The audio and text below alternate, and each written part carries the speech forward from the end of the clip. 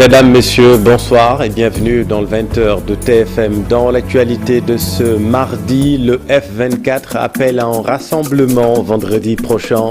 Le combat ne se limite pas à la non-candidature du président Macky Sall selon les membres de la plateforme. Exploitation du pétrole, mauvaise nouvelle pour le Sénégal. Le First Oil finalement prévu en 2024. Décision annoncée par l'opérateur Woodside. On vous explique tout dans cette édition.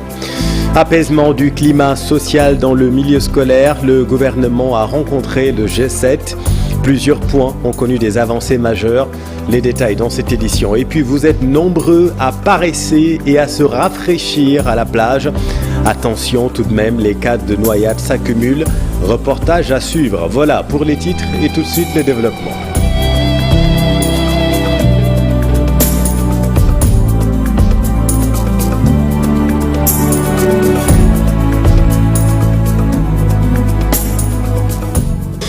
Bonsoir à tous, mais d'abord Elham Malik Ndiaye, secrétaire général à la communication de PASTEF, bénéficie d'un deuxième retour de parquet. Le procureur, vous le savez, a ouvert une information judiciaire et le premier cabinet d'instruction a été désigné contre Elham Malik Ndiaye. Là, il sera entendu selon son avocat demain. Le F24 appelle à un rassemblement vendredi prochain, un rassemblement pacifique pour les membres de la plateforme. Les combats ne se limitent pas seulement à la non-candidature de Macky Sall. Écoutons Aliou Sané, l'un des membres de F24. Je viens d'avoir l'information venant de Maître Sarr comme quoi il a plaidé l'affaire et que ça a été mis en délibéré pour le 25 juillet prochain, Inch'Allah. Et l'autre chose, c'est l'appel à la mobilisation, au rassemblement pacifique fait aujourd'hui par le F24, les forces vives du Sénégal, pour le vendredi 21 juillet 2023 à partir de 15h à la place de la Nation. Et l'appel aujourd'hui du F24, c'est que le rassemblement du 21 juillet prochain soit encore plus massif, que ce soit un rassemblement pacifique, mais un rassemblement massif. Un rassemblement des forces vives du Sénégal et de tous les citoyens du Sénégal pour des élections libres, transparentes, inclusives, mais aussi pour les libertés publiques. Un rassemblement dont l'objectif sera de rassembler le peuple dans toute sa diversité à la place de la nation pour que le régime du président Macky Sall libère les détenus, les centaines de détenus politiques, les détenus d'opinion qui sont dans les prisons depuis des mois et des mois. Mais aussi, ce rassemblement a pour objectif d'insister pour que le président de la République sache que dire que je ne vais pas briguer une troisième candidature, telle que l'impose la Constitution d'ailleurs et sa parole donnée, que ça ne lui donne pas le droit de torpiller le reste du processus électoral. Le coordonnateur de Y'en a marre qui avait rendez-vous aujourd'hui à la chambre d'accusation de la cour d'appel de Dakar. L'affaire est mise en délibéré. Vous le savez, le 25 juillet prochain, l'homme est poursuivi pour acte ou manœuvre de nature à compromettre la sécurité publique ou entraîner des troubles politiques graves et actions diverses. Mais l'affaire a été mise en délibéré le 25 juillet prochain. Le procureur, vous le savez, avait interjeté appel. Rendez-vous donc le 25 juillet. Dans l'actualité politique, l'avocat Maître El Hadji Diouf, candidat à la présidentielle 2024. L'homme politique axe son programme sur la sécurité et le progrès. Nous l'écoutons lors d'une conférence de presse tenue cet après-midi au micro de Maïmouna Ndiaye. Je suis le meilleur et j'ai le meilleur parcours. J'ai été ministre avant tout ce monde-là. Tous les candidats de Bénin ont été ministres après moi. Et j'ai fait 10 ans, 2 mandats à l'Assemblée nationale comme le député du peuple, l'homme du 23 juin. Moi, j'ai un parcours. Et bien avant, j'ai dirigé le mouvement étudiant de Dakar. Je vais être le président de la sécurité pour tous les Sénégalais et du progrès pour mon peuple. J'ai constaté ces dernières années que nous vivons des moments d'insécurité inacceptables. Notre pays est menacé, agressé de toutes parts. En tant que soldat de mon peuple, je vais tirer sur tous ces bandits, tous ces voyous, je vais les mettre hors d'état de nuire. Je ne permettrai plus des comportements barbares. Et puis, dans l'actualité politique toujours, le siège de l'APR, théâtre d'empoignade entre des partisans de Diouf Sarr et de Amadou Ba. Comme vous le voyez sur ces images, la rencontre de l'unité s'est transformée donc en pugilat.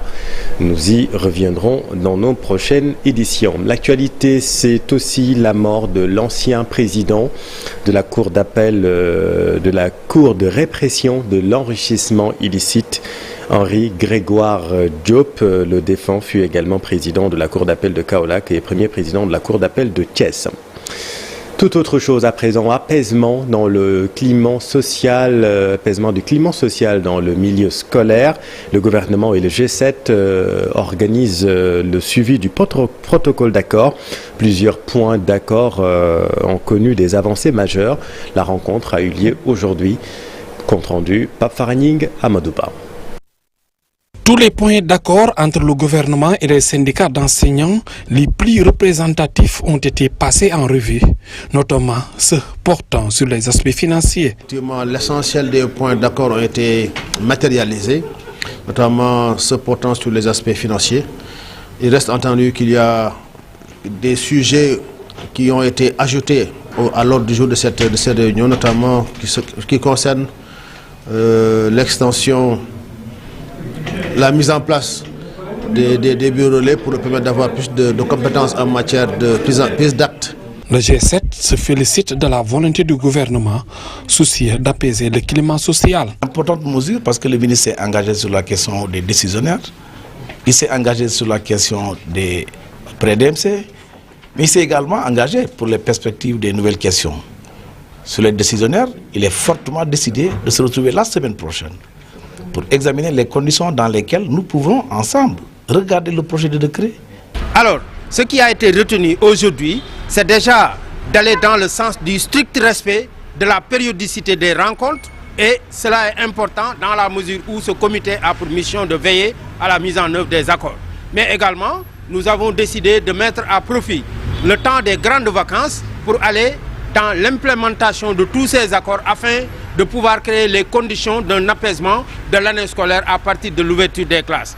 Le traitement des assiettes foncières, notre préoccupation des enseignants, a connu aussi des avancées. La question du traitement des assiettes foncières qui relève du ministère de l'Urbanisme, qui va être saisi sous peu pour permettre aux syndicats de pouvoir disposer des terrains qui ont été promis. Après cette rencontre de près de 5 tours d'horloge, le ministre a recommandé l'élargissement du comité de suivi afin de traiter d'autres questions importantes pour les enseignants. Merci Pape Farah. L'autre grand titre de cette édition, c'est la mauvaise nouvelle, le report de la production des premiers barils de pétrole à 2024. Vous le savez, le First Oil était prévu au cours de cette année. L'opérateur Woodside, détenteur de 82% du gisement pétrolier de Sangomar, informe qu'il faudra attendre désormais 2024 pour voir les premiers barils sortir du gisement pétrolier. La compagnie renseigne avoir effectué un examen des coûts et du calendrier de la première phase du développement. De nécessaires correctifs sur les travaux liés au FPSO ont été également décelés. Le FPSO, l'unité flottante de stockage et de déchargement Léopold Sédar Senghor. Vous êtes nombreux à se rafraîchir avec la brise marine en ces temps de forte chaleur, mais attention, les cas de noyade s'accumulent. On compte 71 depuis le début de l'année. Prudence, prudence. Reportage Habib Faye, Mardiag. La canicule devient de plus en plus éprouvante. À Dakar, nombreux sont les jeunes qui prennent d'assaut les plages pour se rafraîchir. Toutefois, la partie de plaisir est susceptible de virer au drame. En concernant ce fléau des cas de noyade qui gangrène même la population, parce que, bon, en fait, les gens fréquentent les plages non autorisées et non surveillées. PCAO, une plage très prisée en cette période de chaleur, Ibrahim Fall assure la surveillance côtière. orienter juste les baigneurs, parce que bon, parfois ils rentrent dans des zones interdites, donc quand on les siffle, c'est pour les faire revenir dans la zone autorisée. En fait, avoir une vue aérienne, donc ça nous permet quand même de voir les gens qui dépassent les limites, donc pour les faire revenir. Ce groupe d'amis vient d'arriver à la plage. Ils cherchent de l'air frais et comptent passer la journée ici. Toutefois, ils restent conscients du danger que constitue la mer. Juste pour venir se soulager, voilà. C'est seulement ça. Avec mes amis, mes camarades de classe. Il faut respecter les limites, surtout ça, il faut respecter les limites. Ouais. Nous faisons attention à la plage, puisqu'il y a des maîtres nageurs à côté. Ils nous conseillent de faire attention et tout. On suit le conseil, quoi. Besseyao ou Malibu dans la banlieue, entre autres des plages interdites à la baignade, et pourtant elles sont envahies par les baigneurs. Nonobstant les 71 cas de noyade enregistrés. Les maîtres nageurs qui peuvent sauver, en plus je pense pas que... Parce que déjà ici, il n'y a que des enfants qui viennent ici. Des fois aussi on voit des grands, mais bon, si la plage de Malibu, c'est pas sûr. C'est pas pour se baigner ou quelque chose comme ça. Donc, mieux vaut prévenir que guérir. Pour parer à toute éventualité, certains parents invitent les autorités à mettre en place un dispositif de surveillance beaucoup plus accru. On peut mettre en place un système de parrainage, de sauvegarde de ceux-là qui viennent pour prendre des bains. Donc, alors ils vont suivre les intéressés qui sont dans l'eau pour nager. Donc alors les maîtres de nageurs là peuvent être là pour les supporter. C'est de sensibiliser les enfants avant qu'ils ne viennent là. Leur dire attention, l'océan est très dangereux. En cette période estivale, les plages interdites à la baignade continuent d'être fréquentées par les jeunes. Conséquence, les cas de noyade se multiplient au fil des jours. Merci Habib. La campagne Tabaski 2023 s'est bien déroulée, même si on regrette quelques invendus. L'association se félicite de cette situation. La Maison des éleveurs du Sénégal, l'association s'est réunie à la Chambre de commerce de Thiès. Cher Diop, c'est la tire. La Tabaski 2023 s'est terminée sur une note positive. Il y a eu un surplus de moutons cette année, nous confirme le président de la Maison des éleveurs du Sénégal. Parce que nous les éleveurs, en tout cas nous, on a fait notre devoir. Parce que les jours de Tabaski, on a constaté aussi qu'il y a des invendus. Parce qu'il y a certains éleveurs qui sont allés jusqu'à Ziguinchor. Les autres, ils sont partis jusqu'à Sédhiou et Kolda. Il y avait des invendus, mais ils sont transportés leurs animaux, les retournent. Ces éleveurs dénoncent certaines pratiques constatées lors de cette campagne. Mais nous constatons quand même qu'il y a des récupérations. Parce que certains gens veulent venir parfois parler au nom des éleveurs. Ça, nous le constatons à Daral Sewkhaï. Mais c'est des gens qui sont amenés aucun mouton au niveau de la Sewkhaï. Donc, nous souhaitons quand même que si l'État vient à Daral rendre visite les éleveurs, laisser les éleveurs concernés parler avec eux. De l'avis du président de la Maison des éleveurs du Sénégal, l'État doit prendre ses responsabilités, nommer un ministre qui connaît bien le secteur. Nous attendons un ministre qui respecte les éleveurs, qui nous demande notre point de vue, ce qu'il veut faire avec le secteur. Mais nous n'aimons pas un grand intellectuel avec de grands documents. Il ne demande rien des éleveurs. Après, il trompe toujours le président de la République. L'année 2024 sera une année électorale. Le président de la Maison des éleveurs a rappelé au président de la République l'impératif de convoquer les assises de l'élevage pour une bonne préparation de Tabaski 2024. Merci Ousseynou. Allons maintenant dans le nord du Sénégal, dans le village de Moudon. C'est l'inquiétude générale chez les producteurs de riz. 3000 hectares de riz prêts à la récolte sont envahis par les eaux. C'est un reportage de Ousseynou Diop et Habib Seck. Ces champs du Wallo, plus précisément dans le village de Roncre, les paysans sont très inquiets. Les eaux du fleuve ont envahi et inondé leurs champs, ce qui a provoqué la colère de ces producteurs de riz. Il y a plus de 3000 hectares là. Donc on est vraiment sous le choc. parce que comme vous le voyez, là, on ne parvient plus à dormir paisiblement. Comme vous le voyez, le riz est sous l'eau, et dans l'eau, du moins. Donc, nous lançons un appel solennel auprès du président de la République pour qu'il puisse nous aider. Pour ces paysans du Waalo, plus de 3000 hectares de terre prêts à la récolte sont engloutis par les eaux. Une situation qui risque de faire baisser les rendements. Sur le développement du pays. Donc c'est nous qui assurons le développement du pays. Nous, les jeunes qui sont ici au Waalo, on n'a que les terres. Et donc, il doit nous aider sur les terres. Parce qu'on n'a pas immigré, on n'a que l'agriculture. Dans la commune de Ronkh, les paysans appellent à l'aide. Ils invitent le gouvernement et les institutions qui s'activent dans le domaine de l'agriculture à venir régler définitivement cette situation qui commence à faire d'importants dégâts. Ce que nous voulons, c'est l'accompagnement aujourd'hui du chef de l'État. Nous avons des problèmes et nous voulons qu'il nous accompagne. Plus de 27 organisations venues de plusieurs unions ont porté le plaidoyer de l'ensemble des acteurs de la filière riz dans le village de Mundom. Si le problème persiste, plusieurs centaines de producteurs risquent de perdre toute leur récolte, ce qui va sûrement influer de façon négative dans la production risicole.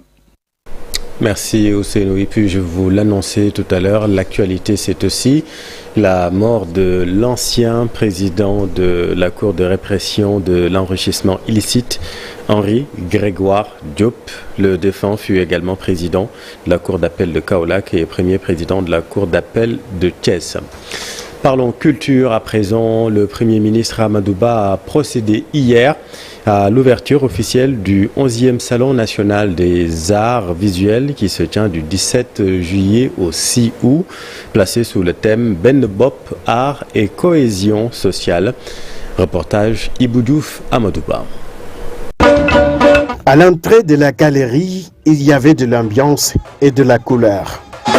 À l'intérieur, l'exposition Ben Bop réserve beaucoup de surprises aux visiteurs avec la volonté des artistes d'élever leur ambition créatrice. La Galerie nationale, en tant qu'institution dédiée à la promotion des arts, a su créer un cadre propice à la mise en valeur des talents locaux. Elle offre un espace d'exposition de qualité permettant aux artistes de présenter leurs créations dans les meilleures conditions. Le jury devait s'attendre à une sélection de styles variés, parfois éclectiques dans les matériaux et pluriels dans ces dispositifs. Les artistes aussi étaient attendus à s'exprimer par rapport au thème aussi bien dans l'ordre conceptuel que dans l'ordre plastique. La mission a été accomplie et je tiens à remercier le travail pertinent de tous les membres de ce jury que j'ai eu l'honneur de présider. Le jury était composé de M. Massamba Mbaye,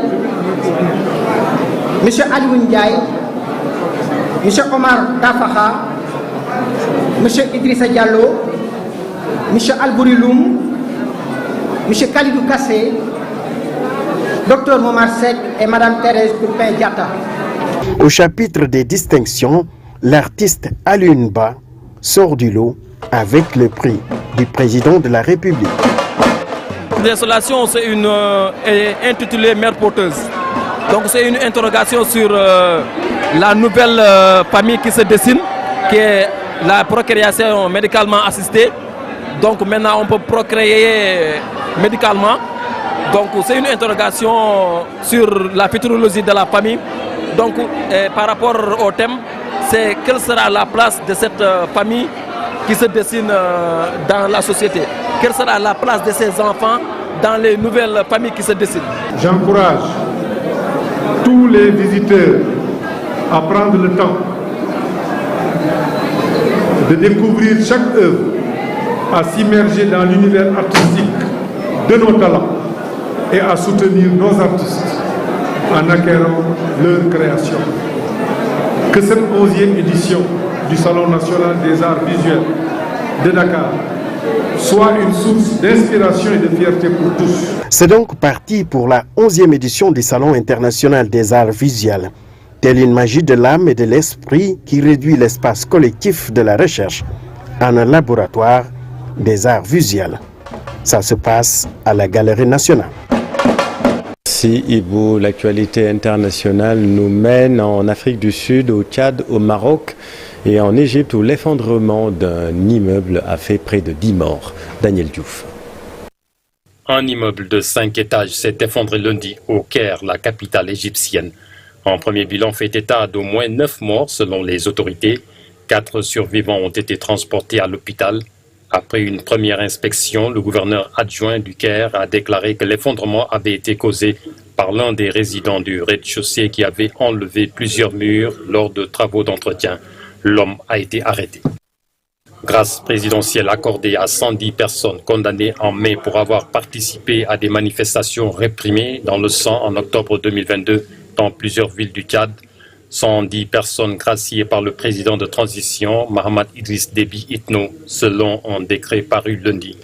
Les 110 personnes graciées avaient été jugées et condamnées à des peines allant de 18 mois à 5 ans de prison ferme à Korotoro, dans la capitale, et à Moundou, la deuxième ville du pays. Pour rappel, en octobre 2022, des manifestants avaient défilé à l'appel d'une partie de l'opposition à N'Djamena et dans quelques autres villes pour protester contre le maintien au pouvoir pour 2 années supplémentaires du président de transition. À l'appel des Nations Unies, le monde célèbre ce 18 juillet la journée Nelson Mandela en l'honneur du militant anti-apartheid sud-africain. La journée a été observée pour la première fois le 18 juillet 2010, jour du 92e anniversaire de Nelson Mandela. Les Nations Unies espèrent que ce moment sera l'occasion pour chacun de renouer avec des valeurs telles la détermination absolue, l'engagement profond pour la justice, les droits humains et les libertés fondamentales et la quête incessante du dialogue et de la solidarité au-delà des différences. Et puis l'État d'Israël reconnaît la souveraineté du Maroc sur le territoire contesté du Sahara occidental. Selon un communiqué du Palais royal marocain, Israël a exprimé lundi sa position dans une lettre envoyée par le Premier ministre Benjamin Netanyahou au roi Mohamed VI. Tel Aviv envisage également d'ouvrir un consulat à Dakhla. Le Maroc revendique le territoire, mais le peuple autochtone sahraoui, dirigé par le Front Polisario et soutenu par l'Algérie, souhaite être un État indépendant. Le Sahara occidental, ancienne colonie espagnole, figure sur la liste des pays non autonomes des Nations Unies. Et dans l'actualité sportive, Sadio Mané, buteur en match de préparation avec le FC Bayern, les Lions de beach soccer qui prennent la direction de la Russie pour les besoins du tournoi des 4 grands. Et puis l'équipe nationale féminine de football du Sénégal qui domine l'Algérie en match de préparation également. Le round-up de l'Actu Sport, c'est avec Cher Sadibou Diarra. Démarrons par l'équipe nationale féminine de football du Sénégal qui enchaîne un deuxième succès de rang face à l'Algérie en match amical. Déjà vainqueurs 2-1 vendredi dernier, les Lions se sont largement imposés aujourd'hui au stade Lat Dior de Thiès. Une victoire de 4-0 avec des réalisations de Ngenar Ndiaye, auteur d'un doublé, de Mama Diop et Korka Fall. Des résultats rassurants pour les Lions qui préparent les éliminatoires de la CAN 2024 qui démarrent dans un mois. Pendant ce temps, l'équipe nationale des moins de 20 ans de football masculin démarre ce mercredi d'un stage de préparation d'une semaine à Toubab Dialaw. Elle va représenter le Sénégal aux Jeux de la francophonie à Kinshasa du 28 juillet au 6 août prochain.